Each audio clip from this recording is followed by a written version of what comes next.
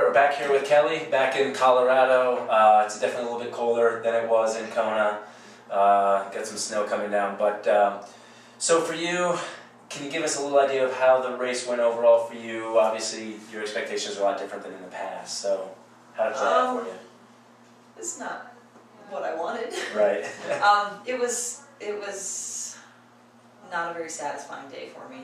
The swim was fine, the bike was fine, but I did have trouble on the run like I was expecting just because of training issues and injury issues, and having a baby. Right, and you had the injury going into it. Now, do you feel without that injury and proper training, obviously things would have gone a little bit better for you? And I think so. I mean, I think if I could have run the way I've run in the past, right, I could have had a PR on that course, on that day. I mean, my swim was about average for Kona, slower than everywhere else, but about average for Kona. And my bike was not the fastest bike I've had in Kona, but close. Okay. So if I'd had a fast run, like I would have liked. So what was the time differential between what you normally would have run and what you had run? You were looking like 15, 20 minutes? 40 minutes. 40 minutes, okay. So that's where the wheels came off. Right. And was it early on going on the run, did you know this is going to be a struggle, or did it kind of hit you later on? I knew halfway through the bike that the run was going to be a struggle. Wow. Okay. Which is probably another reason the run was a struggle, because mentally I wasn't confident in it, and I was already not looking forward to it before it even started. Okay. So did you, at any point in time, did you try and kind of use the spirits, or think of the little tower that you built out on the lava fields to help you? I feel that on the bike. Okay. Yeah, on the bike I do, and that's usually, I build it in such a place where I know that part of the bike course is usually kind of where the wall comes for me on the bike, so I usually try to put it in that part of the course. So I draw my energy from it on the bike, and then on the run I don't even think about it at all. Okay. Normally you're just flying down on the run. Yeah. And what are you normally running then for Kona, for the marathon? My best run in Kona is a 3:19. 3:19. Wow. That's fast. That's wow. That's what I would. I've done 3:19 in two Ironman races. Okay. And then 3:20-ish in Kona a couple times. So I would like to have been there this time, but it wasn't to be. And now in the past, though, you've had some great races. You've won your age group. How does it feel, I guess, to have a race that wasn't up to your standards? I mean, is it difficult for you to come to terms with? Yeah, I'm still a little. Still a little angry. Off. Yeah, still a little angry. off. Okay. Angry, embarrassed. Really? I mean, I know I shouldn't be, and I know that it is what it is, and I was still out there, and I still had a decent day compared to a lot of other people's standards, and I finished Kona as a 15-year-old girl told me as I was walking down the street last week with my Kona shirt on. She said, "Oh, you went to Kona!" I said, "Yes," and I had a bad race. She was like, "But you were in Kona!" And I'm like, "Okay, yes." Yeah, there's so many people that would... Yeah, step back and see what it really is. So. Right, okay. So then, how is this affecting you for next year? Have you thought about it? Do you have any plans, or are you just totally out of it? Yeah, next year I'm not going to do Ironman. Okay. And not even so much because this race was bad, but because training for this race was so hard. Okay. So I think my daughter's at an age where it's harder for me to be away big periods of time. My husband needs me to be around a little bit more so that he has more support. Okay. And it just, I think I don't really want to take the year off, but I need to take the year off. You have your priorities set. Yeah, I have different priorities. I'll still race, I'll still do definitely sprints and Olympics, and probably a half Ironman or two. Okay. But I'm not going to do Ironman. Well, probably, it's hard. It's hard to say that, but whatever. Well, I know you'll be out there on the course again, if not this year, probably in years to come, and I'm sure this year... I'll definitely be back. Right, and I know this year there'll still be a lot of women in your age group worried about you in the Olympic distance and the half Ironman. They'll be looking at your name and going, "Oh no, we got to deal with Kelly now." So, well, thanks for allowing us to follow you through this journey, and good luck in the coming year. Thank you. All right, we're back here with Tim Ola after another great race in Kona. So, thanks. You've done 12 total Konas. Right. And how was this experience different from any others, race-wise? How did it go for you? Well, over the years I've been pretty consistent, as you know, Yep. just with my races over there, which I feel really lucky for, because at any Anything certain can happen. year, right, anything can happen. Your body can do all kinds of weird stuff, especially as we get older, which we all are. Right.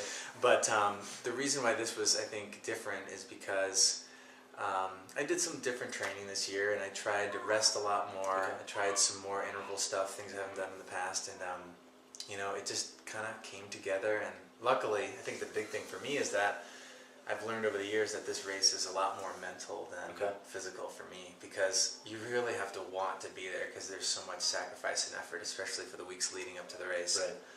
And it's really taxing on your mind, especially the week after. I mean, you're still trying to decompress. I mean, you start thinking about the race and what you could have done, and what you should have done, and what went well and wrong. And I mean, all those things kind of swirl around in your head a lot. But for the most part, it was just good. It was a good mental test, I think. Okay. And you had a close race. So you ended up 4th in the age group, but you were less than 2 minutes, or right about 2 minutes out of 1st. So you guys were really tight race. Yeah. Was it tight the whole day, or did it come down to the run? How did it play out for you in terms of the placing? Well, the way I race is that there's so many of us out there, and we're all in different age groups, obviously. And this year they didn't mark our calves, so we couldn't see where we were.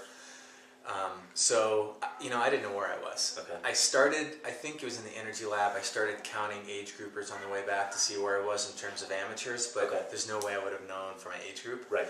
So I just thought, you know what, just go on feel like I always do, and just hope for the best, and just keep pushing as hard as I can. And then the way I look at it is that if you feel good and you race well mentally and physically, then most of the time the way that you place seems to be in your favor. Right. Okay. That's the way it's worked for me, and it was tight, yeah. But Yeah, and Tim had you 5 seconds out from 3rd place. So you were basically going back and forth on Elite E-Drive in the last quarter mile. Well, no. Okay. It wasn't as dramatic as that. But the last, let's see. To be honest with you, I was in 2nd place until mile 23 or so. Oh, wow. Started having some cramping in my left quad, but that's just how it goes. And I could always just hope and pray that that I was that I could just hold on. But at that point of the race, and from doing Ironmans, is that you want to be done. You're anxious to be done. You're excited for getting it in the books, but you still want to place well. So you just try to hold on and dig deep as much as you can mentally, and that's what I did. I did my best, and it came right down to Leahy. One guy, went by me, and I tried to hang with him. I couldn't, so I just enjoyed my day. But to be 2 minutes away from 1st place is something I can look back and say I'm proud of. Okay, right. And Tim has another Hawaii Bowl. This is what you get for top 5. Is that correct? Top 5, yeah. And Tim has a total of 5 of these. Yeah. So, and what's the highest you've placed in the age group? 2nd. 2nd. So I've been 2nd, 3rd, 4th, and 5th. Okay. So one more to go, right? Right, exactly. And where did that place you overall in the amateur race? Overall amateurs, I want to say it was maybe, I never really count, but I think it was like 12th maybe. Okay. Something like that. And were you the top U.S. amateur? Or 2nd? I don't know. Okay. I was like maybe 2nd or 3rd. I don't know for sure. Okay. Definitely top 3 though, and for the amateur men. Top amateur American in my age group for sure though. Okay. Yep. Right. But yeah, there's so many good amateurs out there that I started to really track and see where I could, but I mean, I know my boundaries, and I don't think it's in the cards for me to be top amateur over there, which is fine because I have really good races over there. Yeah, anyway, so. You keep walking away with hardware and getting on that podium. So I'm happy with it, yeah. And did you do anything after the race different this year with the boys? Well, the boys didn't come, Oh, that's so right. it was just Nikki and I. However, we did rent stand-up paddle boards from Surf Tech. It was awesome. Okay. We went around the cruise ship that was in the harbor. All right. The day after with Nikki for a couple hours. That was really fun. And the best part is hanging out and just kind of doing some of those Kona things that you couldn't do before the race. Like you and I went to the surf beach and got pummeled a little bit. Yeah, we went to this small surf beach and nearly separated our shoulders. It was kind of brutal. And that's always fun to do. I mean, those are things you want to do before the race because you're in Hawaii and you want to suck it in, all that experience, but you just kind of can't. So. Right. Do you have a special dinner spot or anywhere food that you eat after the race that you just For me, I know Lava Java is a place that I can't really go to before the race, but then afterwards it's Anything like that for you? Nikki and I and my parents, we've usually gone to the Huggos on the Rocks, which Yep. is just it's a nice bar and grill right on the beach, Right. and I just feel lucky that I can finish before dinner. Yeah, right. You know, Exactly. so that way I Yeah. can enjoy dinner with my parents and Okay. stuff. So you did that actually on race day? On race day. Okay. Yeah. Get away from the crowd. So we did that, had a, bacon cheeseburger, fries. Some fun food. Yeah, absolutely. So it was a nice time. And so plans for next year, is it pretty much the standard Tim Ola race schedule? I don't know. It's funny you mention that because I just got a letter in the mail from USA Triathlon yesterday inviting me to the World Long Course Championships, which is in Vegas next year, Right. Mm-hmm. which is November 5th. And I've always wanted to do Yeah. a long course World Championship race, but I haven't because of it's always been overseas. Right, or it's a lot of travel. distance travel money, but Yeah. this might be something I'd like to do. And Okay. if I qualify for Hawaii again next year, it would still be about 4 weeks away that I think I could do both. Okay. So, but to answer your question, I plan on doing a lot of the 70.3s that are close by. Obviously, the Boulder race. There's a few other small races I'd like to do. My dad is actually kicking around, who's 66, is kicking around doing the Lubbock 70.3 Right. in hopes of qualifying for Hawaii. Okay. And I know that's always on your schedule. Yeah, and so I'll probably do that one as well. So I think it'd be really exciting if my dad and I both got to qualify Yeah, that would for be Hawaii. I mean, that's kind of a long shot, I think, but you never know. You never know. So that's kind of the rough plan. Okay. Yeah. All right. Well, thanks for letting us tag along Yeah, with it's you through fun. Kona, and another great year for you, and looking forward to next year. Yeah, thanks AJ, it was fun. Yeah, thank you. Okay. Okay, so we're here at the Magic Sands Beach in Kona. It's Monday, 2 days after the race. Kathy Alfino, we talked earlier, she had her little pyramid bill out there, and that pyramid did well for her. She finished third in the age group. She's got her bowl here to prove it. This is this is what you get if you get top 5. As you can see, she was third. So, Kathy, tell us a little bit. How did the day go for you overall? The day was great. It was a perfect morning. Swim was excellent. Didn't have any problems out there. The bike was really nice. There was no wind until we hit Hill Heavy, and then the winds were horrible.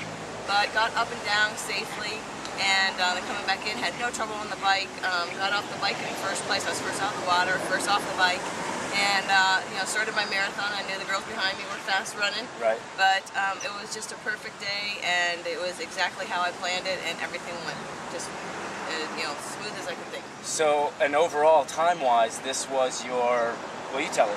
Well, this was it was a PR for Kona. It was a PR overall, so I was 10 minutes faster than any of my previous Ironmans. And So at 50, it was great. What was the exact time?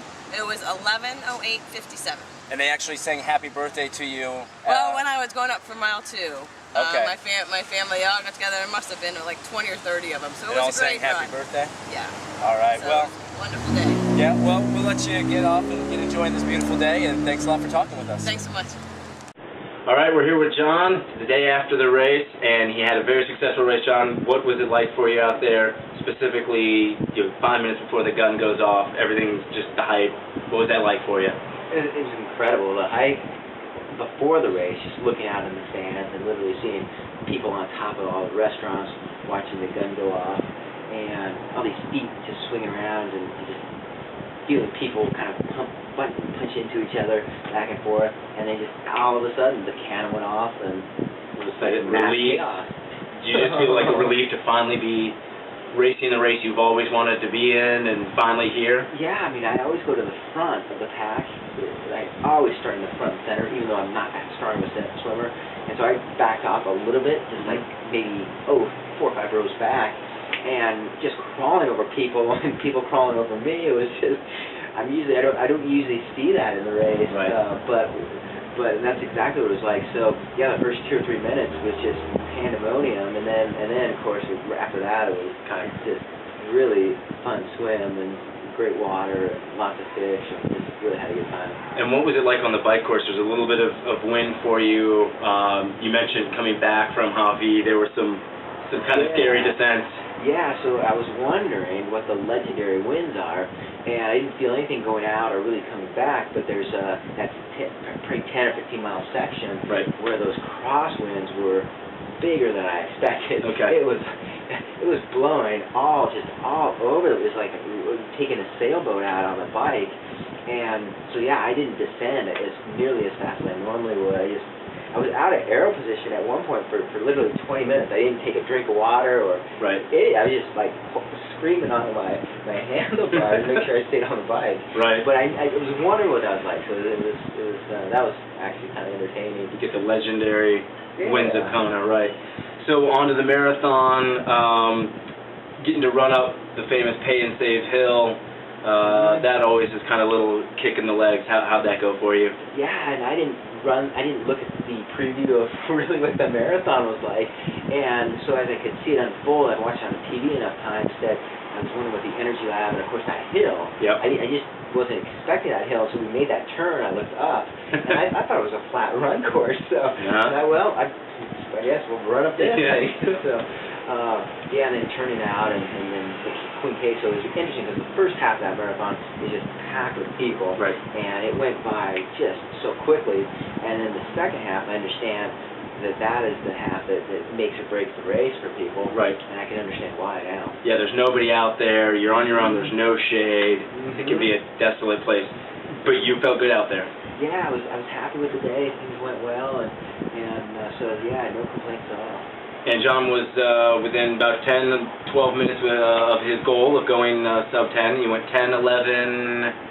11:50-something. 50-something, okay. And so you returned to the finish line afterwards to watch all the final people come through. Yeah. And you stayed till midnight? Yeah, stayed till midnight.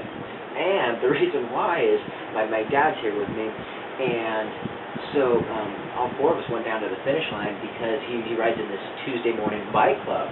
And the last finisher of the entire race, so out of everybody in the entire race, is a friend of his. Okay. And so we just didn't know if she was going to make it or not, and she made it to the finish line, absolutely the last person with maybe 30 seconds to go. Right. Yep. And I've been back to finish lines in the past of these Ironman, and it's usually just people after people coming in at that hour. Right. And this race, it seemed like the shop was closed at like 10 o'clock. So, the people were far and few between.